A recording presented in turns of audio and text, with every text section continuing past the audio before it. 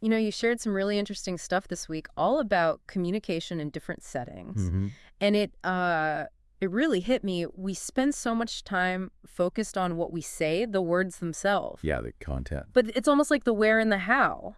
Yeah. That's this whole other layer we just, often ignore. That's such a great point. It's like um, worrying only about the paint color on a house, but not the foundations or even the street it's on. Right. And the material you sent over, it really digs into this, laying out what they call the 4 Ps of communication. So public, private, personal, and professional spheres. Exactly. And for everyone listening, our mission today is really to get under the hood of these different zones. Yeah, unpack them a bit. We want to give you a much clearer feel for each one, the kind of unwritten rules, the expectations, so you can navigate them, well, better. Fewer misunderstandings, maybe? Hopefully. Think of it like a cheat sheet to clearer connections, fewer awkward moments. So let's dive right in. That first P, the public sphere. Okay, so the public sphere.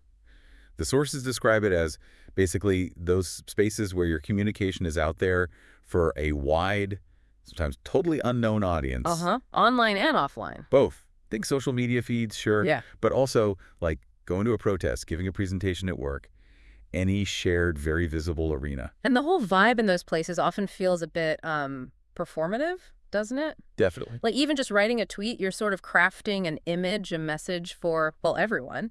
It's about being seen, getting a point across to the masses. Absolutely spot on. And the expectations, they lean heavily on, fitting in with accepted social norms. Right. Your language usually needs to be pretty accessible, generally inoffensive. And vulnerability. If you show it, it's often quite filtered, carefully managed. Yeah, curated is a good word. And this constant performing, it might seem surface level, but the sources suggest it can actually shape how we see ourselves over time. Oh, interesting. Yeah, sometimes creating a gap between that online persona and maybe our more authentic self, which is, pretty big thing to think about today. Makes you think twice about that perfect Instagram shot.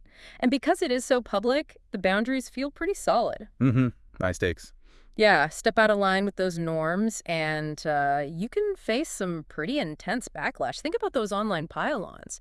They can feel overwhelming. Oh, definitely. And even affect your real-world life. Exactly. That's a major risk in the public sphere, isn't it? How easily a message gets misinterpreted when it's like ripped from context and thrown at this huge, diverse crowd. Nuance just disappears. Vanishes. And there's that real risk of being misrepresented or, the whole cancellation thing if you seriously cross those public lines. But it's not all negative, is it? The public sphere is also incredibly powerful for positive things. Oh, absolutely.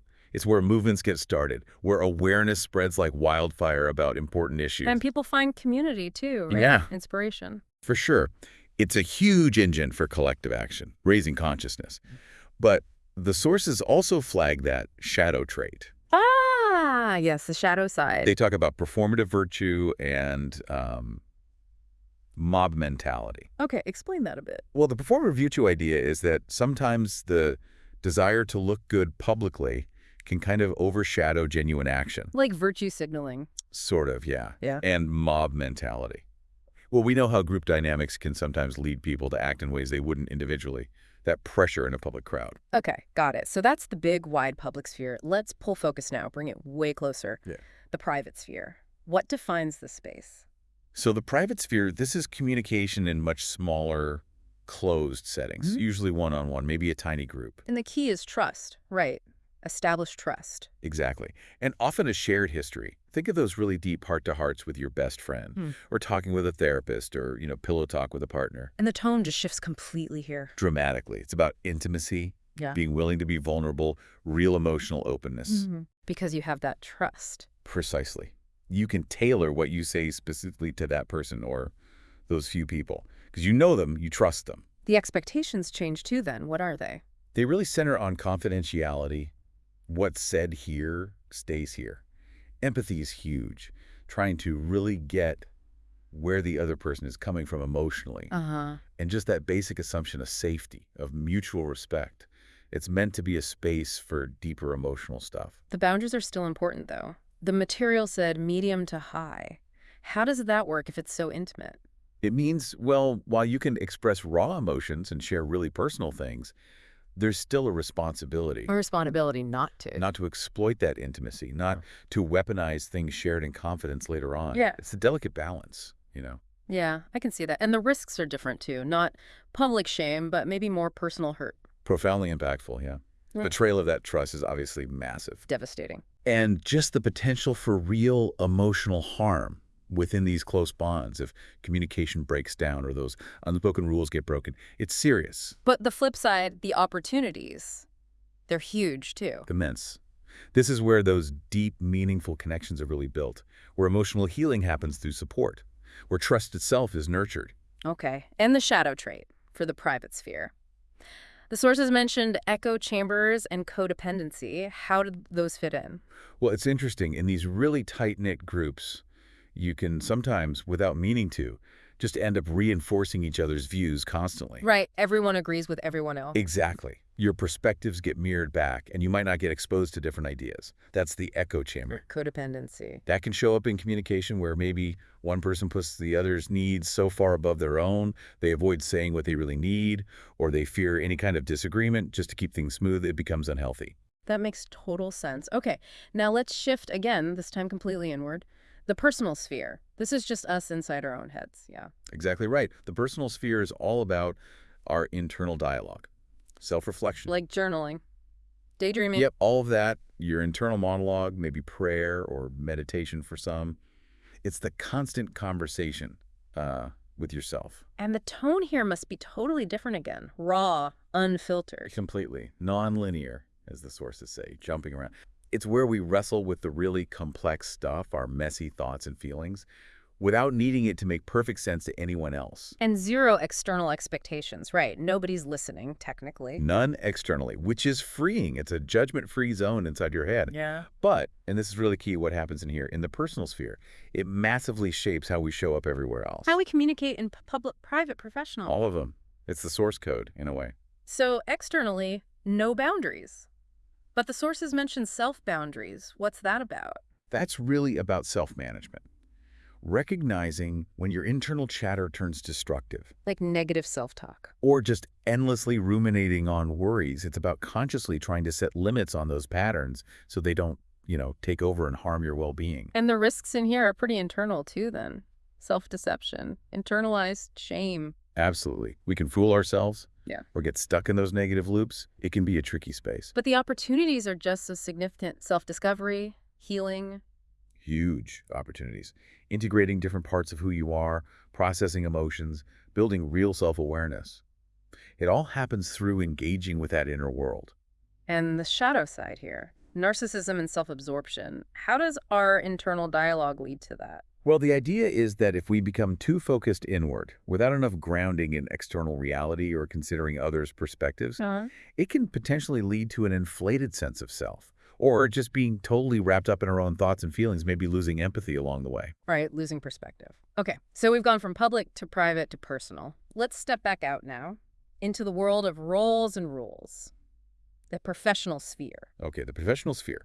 This covers all communication tied to work, to organizations. Like emails, meetings. Performance reviews, job interviews, team projects, anything where your professional identity and goals are front and center. And the tone here is generally, what, more formal? Usually, yes. Mm-hmm. More formal, measured, polite. Emotions are typically filtered, and the main goal is often productivity, getting the job done. The expectations seem clearer here, too. Clarity, efficiency. Politeness, professionalism, yeah. And usually limited vulnerability, though workplace culture varies a lot on that last point. Okay. But mostly, you're there to do a job, play a role, contribute to the organization's goals. And the boundaries feel pretty firm in most professional settings. There are definite lines about conduct, emotion, oversharing personal stuff. Yeah, crossing those lines can have real consequences for your career. Yeah. Being seen as unprofessional, maybe even facing disciplinary action. And there are risks just inherent in this sphere too, right? Misunderstandings in emails. Oh, definitely. Lack of context kills written comms sometimes. Micromanagement can be a big one. Or communication silos between teams, hindering collaboration. But, like the others, there are big opportunities too. Career growth. Collaboration, leadership development, shaping team culture. Lots of potential for positive impact and personal development. And the shadow trait. The sources called it inauthenticity and emotional repression. Right. It points to that pressure people can feel to sort of put on a professional mask. Hide their real feelings. Exactly. Suppress genuine emotions, present a facade they think fits the professional mold, which, doing that long term can really take an emotional toll. Burnout, stress. Okay, so we've laid out these four spheres: public, private, personal, professional. But a really crucial point from the material is that they aren't totally separate boxes. Not at all. They're constantly bleeding into each other, influencing each other. And context is everything, and perspective. Absolutely critical. The exact same words can land completely differently depending on the setting, the timing, how everyone's feeling. Uh-huh. And our own viewpoint, shaped by our role, our past, our assumptions, colors how we interpret everything. The examples in the sources really hammered this home. That private joke told in public, disaster waiting to happen. Right.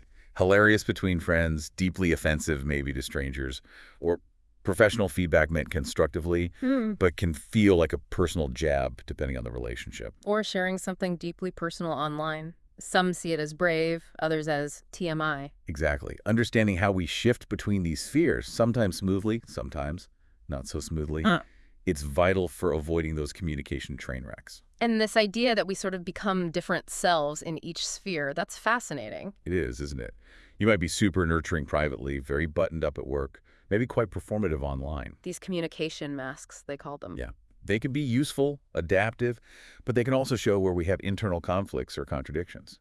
It makes you think about authenticity versus just fitting in. It really does. Yeah. Are we ever just fully ourselves? Or is communication always partly a performance based on context? Big questions about self-awareness, integrating all these parts of ourselves. So what goes wrong? When do these spheres clash? The sources talked about expectation violations. This is prime territory for conflict. It's when people are operating in different assumed spheres for the same interaction. Like they have different rule books playing the same game. Precisely. The examples they gave were spot on. The boss giving really personal advice in a performance review. Yep. Boss thinks they're being supportive, maybe building rapport. Employee feels it's totally inappropriate, intrusive, maybe even undermining. The professional boundary just got blurred, maybe erased without warning. Or posting a super emotional personal story on LinkedIn. Right. The person sharing might feel it's authentic, but for a professional network, it blurs lines. Reactions can be all over the place: support, confusion, discomfort. And the live tweeting a private moment example? Yeah. That's a huge breach. Massive violation of trust. Taking something from the assumed safety of the private sphere and blasting it into the public one without consent feels like a betrayal. So these shifts, when they're not agreed upon, feel like ambushes. Exactly. They create discomfort, erode trust, often lead straight to conflict. And power dynamics are huge here, as the sources pointed out. How so? Well, a manager oversharing might get a pass. Seem human. A junior person doing the same thing might be seen as unprofessional, lacking boundaries. Privilege matters in who gets to bend these rules. That's a really important point. So, okay, this is complex. How can we navigate all this more thoughtfully? The sources had practical steps. They did. And some are quite straightforward, really. First step, just try to clarify the sphere. Like actually ask. Sometimes, yeah. Or just pause and ask yourself, what kind of conversation are we actually having here? Is this the right time and place for this topic? Just that awareness helps set expectations. And seeking consent before shifting gears. Crucial. Asking something simple like, hey, is it okay if I share something a bit personal, or can I give you some direct feedback here? It creates safety, makes the shift less jarring. Tone and timing, too. We keep coming back to context. Because it's everything. Right message, wrong context, wrong tone. It can totally backfire, even with good intentions. I liked the advice about owning your perspective, but acknowledging theirs. Yeah, using phrases like, from where I'm standing, or how I see it is. It respects that people have different viewpoints, different interpretations, based on their own sphere assumptions. And cultivating that contextual awareness, noticing the unspoken stuff. Power dynamics, stress levels, history between people, cultural norms, all that background noise influences communication massively. Paying attention to it is key. Especially the cultural part. Boundaries aren't the same everywhere. Not at all. What's normal sharing in one culture might be a huge overstep in another. Really vital to remember that. And finally, watching out for ethical gray areas when spheres overlap. Right. being transparent about intentions, approaching those blurry situations with empathy and care. It's about navigating ambiguity thoughtfully. The sources also went deeper, beyond just the basic framework. That power and privilege point really stands out. Yeah, forcing us to ask, who gets to speak this way in this sphere without consequences? Exactly. And who doesn't? That example of a woman expressing emotion at work being called too sensitive, while a man doing the same is passionate. Stark illustration, isn't it? How power and bias shape interpretation within, say, the professional sphere. Then there's cognitive dissonance when our values clash across spheres. That internal friction, like valuing radical honesty personally, but needing to be more diplomatic professionally. That can lead to burnout, right? Imposter syndrome. Definitely. The sources suggest it's not about erasing the boundaries, but making conscious choices about when to adapt while still feeling authentic, maintaining integrity. The cultural context piece feels increasingly important too in our global world. Hugely. How collectivist versus individualist cultures approach sharing, privacy, the lines between personal and professional, it's really different. So awareness of those differences is crucial for cross-cultural communication. Absolutely essential for respect and effectiveness. And those ethical dilemmas when spheres collide, they're tricky. Very. Sharing personal trauma publicly, brave or inappropriate, depends hugely on context, intention, audience. Or the therapist example, anonymized client story. Seems okay, but raises questions about ownership, potential impact. No easy answers there. It just highlights the need for ongoing ethical reflection when communication crosses these boundaries. I also found revisiting the shadow traits really useful, expanding on those risks. Me too. Public's performative virtue mob mentality, Yeah. private's echo chambers codependency, personal's narcissism self-absorption, professional's inauthenticity repression. It rounds out the picture. And seeing how the spheres can balance each other out. Exactly. Public accountability checks private insularity. Personal reflection brings empathy to professional life. They need each other to stay healthy, in a way. And finally, that idea of fluid identity, role switching, the Yep. communication masks. Yeah, recognizing we adapt, we present different facets. It's not just about where we communicate, but who we are in that space. Which brings back that question. Are we ever our whole selves, or always playing a role dictated by the sphere? A deep question. Yeah. It's probably a lifelong negotiation, finding that balance between context and self. So wrapping this deep dive up, it's clear we're constantly navigating these spheres, public, private, personal, professional, often without even thinking about it. Constantly shifting. But becoming more aware of the unspoken rules, Yeah. the context, the boundaries, that's where the power lies. It leads to more honesty, more empathy, clearer communication. I think so. Definitely reduces the static, the misunderstandings, both personally and professionally. And for our listeners who want that knowledge fast but also deep, understanding these 4 Ps really is a kind of shortcut, isn't it? It's a powerful lens, a shortcut to more effective interactions, fewer communication headaches. Okay, so a final thought to leave everyone with. Well, maybe think about this.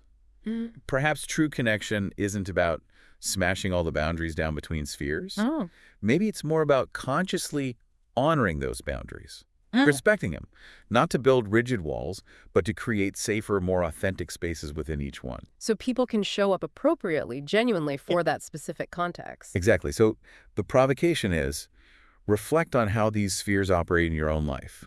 Notice the shifts, the masks, the expectations. How do they shape your interactions every day?